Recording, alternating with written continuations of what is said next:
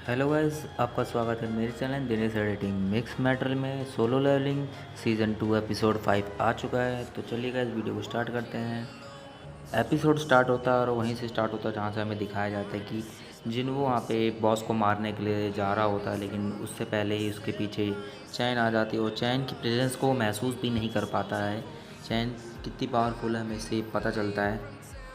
फिर जिन्नू इस चीज़ से बचने के लिए कहते हैं कि मैं यहाँ पे खो गया हूँ, मुझे नहीं पता कि मैं किधर आ गया हूँ। तभी चैन कहती है कि ठीक है, अब से ऐसी गलती मत करना, और अगर तुमने बॉस को यहाँ पे ट्रिगर कर दिया तो अगर बॉस जाग गया तो यहाँ पे जितने भी लोग हैं सब के सब मारे जाएंगे, इसीलिए अब दोबारा ऐसी गलती मत करना। तभी हम यहाँ आगे देखते हैं और जिन्नू जब चैन के बगल से गुजरता ही है तो चैन को हो जाता है love at first sight. Yes guys, चैन यहाँ पे जिन्नू के प्यार में गिर चुकी है और जिन्नू को वो कहती है तुम रुको, मुझे तुमसे बात करनी है। जैसे ही वो जिन्नू के पास जाती है तो चैन उसे स्मेल करने लग जाती है और कहती है कि तुम्हारे अंदर से किसी हंटर की स्मेल क्यों नहीं आ रही है। गाइस, मैं आपको यहाँ पे बता दूँ कि चैन हमेशा अपनी नाक को इसलिए बंद करती है कि क्योंकि किसी भी बैड स्मेल को वो नहीं स्मेल कर सकती है, क्योंकि उसके लिए वो बहुत ही ज़्यादा सेंसिटिव है, इसलिए वो अपनी नाक को बंद करके रखती है हमेशा। लेकिन ये चीज़ जिन्नू के आसपास बिल्कुल भी काम नहीं करी। जिन्नू इस चीज़ पे हैरान हो जाता है कि ये बात बराका ने भी कही थी। बराका ने कहा था कि क्या तुम इंसान हो भी। तभी चैन सोचती है क्या पता ये ई रैंक का हंटर है इसीलिए स्मेल नहीं आ रही होगी, और फिर वहाँ से जिन्नू चला जाता है। तभी हम आगे देखते हैं कि जिन्नू का जो माइनिंग टीम का लीडर होता है वो कहता है कि हमें तुम्हारे साथ काम करने में बहुत अच्छा लगता है, क्या तुम कल दोबारा आओगे, क्योंकि कल दो बड़ी ए रैंक और सी रैंक की माइनिंग होगी, इसलिए तुम्हें बुला रहा हूँ। तुम रहते तो काम जल्दी हो जाता है। लेकिन जिन्नू कहता है कि मैं नहीं आ सकता हूँ क्योंकि उसे परसों री एवोल्यूशन के लिए जाना है। तभी जिन्नू कहता है ठीक है, मैं आ जाता हूँ।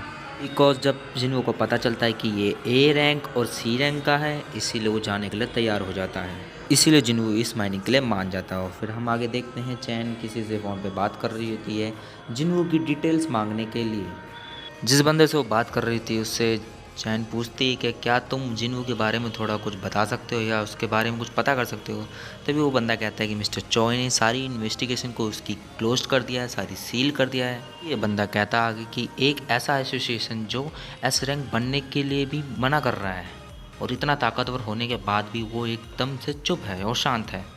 तभी हम देखते हैं चैन पूरी तरह से प्यार में पड़ चुकी है, उसके बारे में ही रात भर सोचती रहती है कि डेंजन में उसका व्यवहार कैसा अलग था, उसमें से स्मेल नहीं आ रही थी, वगैरह वगैरह चीज़ें, और सारी इन्फॉर्मेशन भी ब्लॉक्ड हो रखी है और जोजो ने इन्वेस्टिगेशन के ऑर्डर भी दे दिया है। इन सब के बाद हम देखते हैं जिन्वू अगले दिन माइनिंग टीम के साथ काम करने के लिए निकल जाता है। और जिन्वू जब यहाँ पे पहुँचता है तो ये सारे लोग उससे उसका हाल चाल पूछते हैं, जिससे जिन्वू को उसके पुराने दोस्तों की याद आ जाती है जो डेंजन में फंस गए थे और सब लोग मारे गए थे। आधे से ज़्यादा लोग मतलब मारे गए थे।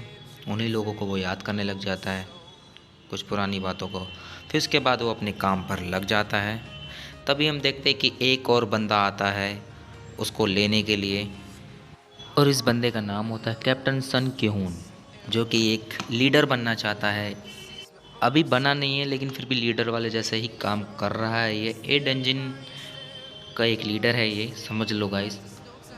क्यों यहाँ पे इसलिए आता है कि उसे एक बंदा चाहिए जो उसके जो हथियार है उन चीज़ों को उठा सके। तो वो देखता है कि माइनिंग टीम से कोई एक बंदा होगा जो हमारे साथ चल सकता है। तभी जिन्वू कहता है कि मैं चलूँगा, मैं तुम्हारे साथ चलने के लिए तैयार हूँ। बिकॉज गाइस उसको पैसों से मतलब नहीं है, उसको थोड़ा एक्शन चाहिए, उसको लड़ाई करनी है। वो वैसे भी कई दिनों से खाली ही बैठा है। और वो सारे लोग ए रैंक के डेंजन में चले जाते हैं। यहाँ पे देखा जाता है कि ए रैंक के 6 हंटर है, बी रैंक के 3 हंटर है, कुल मिला के 9 हंटर्स हैं, और यहाँ पे कोई एस रैंक का हंटर है ही नहीं जो इनकी जान बचा सके। तभी कैप्टन क्यून अपने आप से ही बोलने लग जाता है कि ये मिशन कंप्लीट होने के बाद ही मैं ऑफिशियली एक लीडर बन जाऊँगा। तभी हम देखते हैं अचानक से सामने एक डेंजन जैकल आ जाते हैं जो कि सी रैंक के जैकल होते हैं, और वो ए रैंक के डेंजन में क्या कर रहे हैं ये सारी चीज़ें सोचने लग जाता है। वो भी कौन? जिन्वू। ये सभी हंटर्स इन सबको मार तो देते हैं, लेकिन जिन्वू जब ध्यान देता है कि इनके गले में एक पट्टा है, जो समझ जाता है जिन्वू कि इन सबको कोई ना कोई कंट्रोल कर रहा है। और ये बात बिल्कुल सही है, क्योंकि गाइस सी रैंक भेड़िए ए रैंक के डंजन में ज़िंदा रह ही नहीं सकते हैं। अगर वो ज़िंदा रह रहे हैं इसका मतलब उनका कोई इस्तेमाल कर रहा है। तभी हम अचानक से देखते हैं हाई ऑक्स को, जो कि बड़े ख़तरनाक लगते हैं। ये बड़े बड़े दानव जैसे जो भी हैं ये आते हैं और सीधा अटैक करना स्टार्ट कर देते हैं। और सबसे पहला अटैक कैप्टन किन्वू पे होता है, जिससे उसकी ढाल पर खरोंचे आ जाती हैं। गाइस ये जब आते हैं तो एकदम से एनिमेशन पूरी तरीके से बदल जाता है और ये बड़ा ही अच्छा एनिमेशन होता है। एमोन पिक्चर वालों ने यहाँ पे बहुत ही अच्छा एनिमेशन किया है। सब एक दूसरे से लड़ना स्टार्ट कर देते हैं और ऑक्स का सबसे मेन पॉइंट था मारने का कि वो सबसे पहले हीलर्स को मारेंगे, क्योंकि हीलर्स को मार दिया तो वो सबको मार सकते हैं। और इन हंटर्स के पास भी अलग अलग एबिलिटीज़ हैं, जैसे कि फायर और भी जो भी हैं। और जैसे कि हम देखते हैं आगे कि एक हीलर के ऊपर एक हाई ऑक्स अटैक करने वाला ही होता है, तभी जिन्वू पीछे से इसको पकड़ लेता है और इसकी हड्डियों को निचोड़ देता है, पूरी तरीके से उसे ख़त्म कर देता है। और जिन्वू अपनी यहाँ पे स्टिल स्किल्स का यूज़ करके सारे के सारे हाई ऑक्स को मारना शुरू कर देता है। स्टिल स्किल्स की मदद से उसको कोई देख नहीं पाता है गाइस, और सबको काटने लग जाता है। जंजन के अंदर ये वाला मोमेंट बहुत ही अच्छा था, क्योंकि इसको कोई भी नहीं देख पा रहा था। स्प्लिट स्किल्स बहुत ही ज़्यादा पावरफुल है इसके पास ये, क्योंकि इसको देख पाना किसी की बस में नहीं था। जिन्हों अपने आप को कहता है कि मेरे को यहाँ पे इंटरफेयर होने की कोई ज़रूरत तो नहीं थी, लेकिन मैं यहाँ पे किसी को मरते हुए भी तो नहीं देख सकता, इसीलिए मुझे कुछ ना कुछ तो करना ही पड़ेगा। इसीलिए जिन्हों ने यहाँ पे सबको मारना शुरू कर दिया था। और जिन्हों जैसे धीरे धीरे इन लोगों को ख़त्म करने लग जाता है, तभी असॉल्ट टीम के लोग देखते हैं कि ये सारे ऑक्स कैसे कमज़ोर कैसे पड़ रहे हैं, वो धीरे धीरे एकदम वीक हो रहे हैं। हंटर्स एक दूसरे से ही पूछने लग जाते हैं कि क्या तुमने कुछ करा, एक दूसरे पे पूछने लग जाते हैं। और ये सब कहते हैं कि नहीं हमने कुछ नहीं करा है, हमें तो खुद नहीं पता यहाँ पे क्या हो रहा है। लेकिन जिन्हों यहाँ पे जैसे ही सबको ख़त्म कर देता है, तभी एक मैडम थी जिस सब कुछ पता चल जाता है, लेकिन वो भी कुछ नहीं बोलती है, वो भी शांति से सिर्फ देख रही होती है।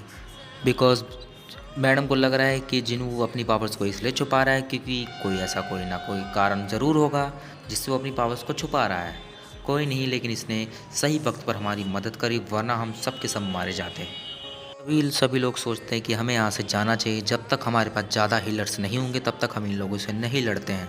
यहाँ के कैप्टन को लगता है कि ये डंजन हमारे लिए बहुत इंपॉर्टेंट है, क्योंकि डंजन को कंप्लीट करने के बाद, ये मिशन कंप्लीट करने के बाद वो ऑब्वियसली एक लीडर बन जाएगा। लेकिन फिर भी कैप्टन कहता है कि हम चलेंगे, वापस चलते हैं। जैसे ही वो वापस जाने वाले होते हैं तो वो देखते हैं कि डंजन बंद है और डंजन खुल नहीं रहा है।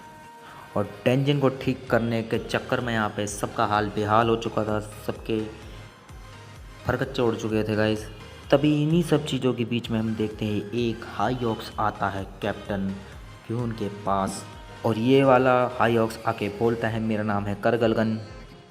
और करगलगन यहाँ पे सबको कहता है, दो ऑप्शन देता है कि पहला ऑप्शन ये कि तुम लोगों को मेरी आर्मी मार देगी, और दूसरा ऑप्शन ये कि हमारे साथ चलो। तो वो दूसरा ऑप्शन चुनते हैं कि हम तुम्हारे साथ चलने के लिए तैयार हैं। कैप्टन कहता है जिन्हों को कि मौका देखते ही तुम यहाँ से चला जाना, क्योंकि जैसे ही हम इस पर अटैक करेंगे तो ये डंजन को कंट्रोल नहीं कर पाएगा, जिससे तुम बाहर निकल जाना। तभी जिन्हों को अपनी बीते हुए कल की एक बात याद आती है, जिसमें देखता है कि वो जब उसके फ्रेंड डबल डंजन में गए थे तो वो लोग भी ऐसी ही मुसीबत में फंस गए थे। लेकिन जिन्हों सोचता है उस टाइम पे कमज़ोर था, लेकिन जिन्हों इस टाइम पे सबसे ज़्यादा पावरफुल है। उसके पास शैडो आर्मी है, उसके पास वो सब कुछ है जिससे वो इन लोगों को मार सकता। लेकिन दिस टाइम जिन्हों के पास पावर्स हैं। और फिर हम आगे देखते हैं कि चाइन जिन्हों को ढूंढते ढूंढते माइनिंग टीम के आसपास आती है और पूछने लग जाती है माइनिंग टीम के लीडर से कि जिन्हों कहाँ है। तो वो बताता है कि जिन्हों किसी के साथ, मतलब कैप्टन ह्यून के साथ वो 8 इंजन में गया हुआ है, और हमें जाहिर से पता है गाइस कि अब वो भी उसके पीछे पीछे जाने वाली है। तभी हम आगे एक और एनिमेशन देखते हैं, वो भी बढ़िया एनिमेशन। ये इस पूरे एपिसोड का सबसे बेस्ट एनिमेशन होता है, जिसमें कैमरा एकदम से अलग तरीके से दिखाया जाता है, लोगों को अलग अलग तरीके से दिखाया जाता है, सारे के सारे हाई ऑक्स को अच्छे से दिखाया जाता है, और जो इन हाई ऑक्स का लीडर होता है वो भी बहुत ही ज़्यादा ब्रूटल नज़र आ रहा है, और वो इन सब के सामने बैठा होता है। और यहीं पे ये एपिसोड ख़त्म हो जाता है guys. May be guys next episode में हम करगलगन और जिन्हों की फ़ाइट देखने वाले हैं, और जिनवू की पावर्स को भी ये सारे हंटर्स देखने वाले हैं। तो गाइज़ अभी के लिए इतना ही, मिलते हैं नेक्स्ट एपिसोड में। चैनल को सब्सक्राइब कर दे, बेल आइकन प्रेस कर दे, जिससे हमारी आने वाली हर वीडियो आपके पास सबसे पहले पहुँचे। तो मिलते हैं गाइज़ नेक्स्ट वीडियो के, अभी के लिए बस इतना ही।